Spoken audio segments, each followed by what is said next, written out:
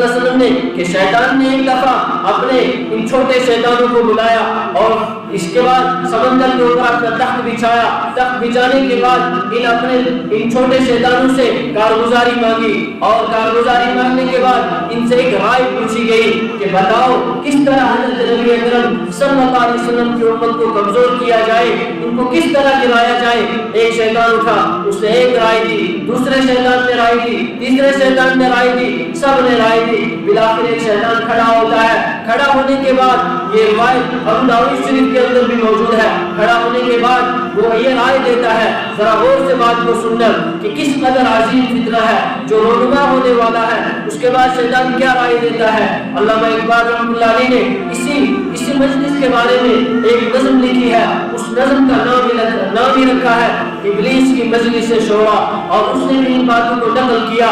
اس کے بعد کیا کہا, جب اس شیطان نے رائے دی کہ کس طرح گرایا جائے, اس نے کہا کہ اس طرح امت کو گرایا جائے گا کہ ان کو طاقت کے بنیاد پر, طاقت کے بلبوتے پر ان کو موت سے ڈرایا جائے تاکہ امت کمزور ہو جائے. لیکن اس بڑے شیطان نے جو بات کہی اس کو علامہ اقبال رحمۃ اللہ علیہ نے نقل کیا کہ وہ فاقہ کش قوم کہ جو ڈرتا نہیں قوم سے ذرا, کہ میں نے تجھ سے رائے پوچھی کہ کس طرح امت کو کمزور کیا جائے اور تو مجھے یہ رائے دے رہا ہے کہ موت کے طاقت کی بنیاد پر انہیں ڈرایا جائے, انہیں موت سے ڈرایا جائے.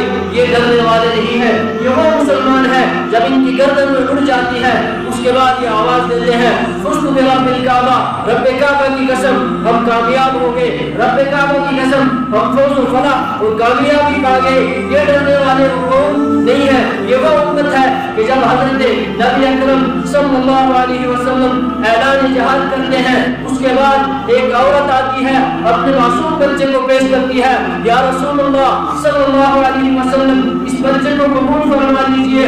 حضرت نبی اکرم صلی اللہ علیہ وسلم فرماتے ہیں کہ اماں اس بچے کو کیا کروں, بہنا اس بچے کا کیا کروں, یہ نیزہ اٹھانے کے قابل نہیں, یہ تلوار اٹھانے کے قابل نہیں, یہ تو خود ابھی معصوم ہے, اس کا کیا کروں. فرمایا میرا شوہر بھی دنیا میں نہیں ہے, کوئی بڑا عالم بھائی اور بچہ بھی نہیں ہے کہ آپ کی خدمت میں حاضر کر سکوں, بس یہ بچہ ہے, اس کو قبول فرما لیجئے.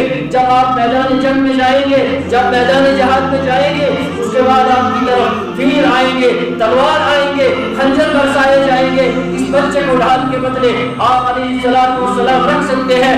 یہ وہ کون ہے. اب علامہ اقبال نے انہی باتوں کو نقل کیا کہ تو یہ رائے دیتا ہے. شیطان نے کہا, اب شیطان نے کیا کہا کہ کس طرح امت کو توڑا جائے. فرمایا علامہ اقبال نے اسی بات کو بھی جو ہے نقل کیا, کہا روح محمد کو ان کے بدن سے نکال لیا جائے. اب روح محمد کو جب نکال لیا, اب مسلمانوں سے حضرت نبی اکرم صلی اللہ علیہ وسلم نے جب کہا داڑھی رکھ لو یہ سنت ہے, مسلمان رکھنے کے لیے تیار نہیں. مسلمان کے نوجوانوں کو جب کہا جاتا تھا داڑھی رکھو, یہ آگے سے حوالے پیش کرتا ہے میں یونیورسٹی کا طالب علم ہوں, میں اسٹوڈنٹ ہوں کالج کا, میری داڑھی میں کچھ نہیں آتی ہے. لیکن جب یہود اور نصارہ جب یہ عشق رسول صلی اللہ علیہ وسلم نکال دیا گیا, اب یہودی ان کو کہتے ہیں داڑھی رکھ لو یہ تیار ہو گئے. اب یہودی ان سے کہتے ہیں کہ اپنا لباس یہ پہنو. جب حضرت نبی اکرم صلی اللہ علیہ وسلم نے کہا تھا کہ اپنا لباس یہ ہونا چاہیے, تب مسلمان تیار نہیں ہوا.